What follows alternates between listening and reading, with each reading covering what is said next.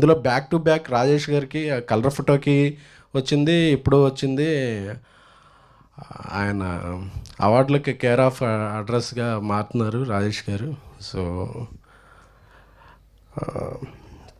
అలాగే రోహిత్ పేరులోనే హిట్ ఉంది. మీరు ఎప్పుడు డిప్రెషన్ అవ్వక్కర్లేదండి, ఎందుకంటే ఈ సాంగ్ నాకు తెలుసు. నేను రాజేష్ని అడిగాను, మంచి పెద్ద ఫెమిలియర్ బాగా ఎక్కువ డబ్బులు తీసుకునే సింగర్లు ఏమన్నా పాడిద్దామా అంటే, లేదు లేదు మన తెలుగు నుంచి ఉన్న సింగర్, తను చాలా టాలెంటెడ్, ఆయనతో పాడిద్దాం అన్నారు. సో ఒకసారి ఆయన చెప్తే డన్ అని వెళ్ళిపోయాం.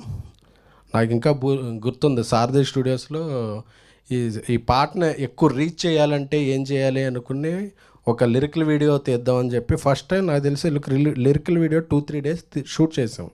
జనరల్గా సాంగ్ షూట్ చేస్తారు, బట్ లిరికల్ వీడియో ఒక 2-3 డేస్ షూట్ చేసాం. అంటే అంత కష్టపడ్డాం.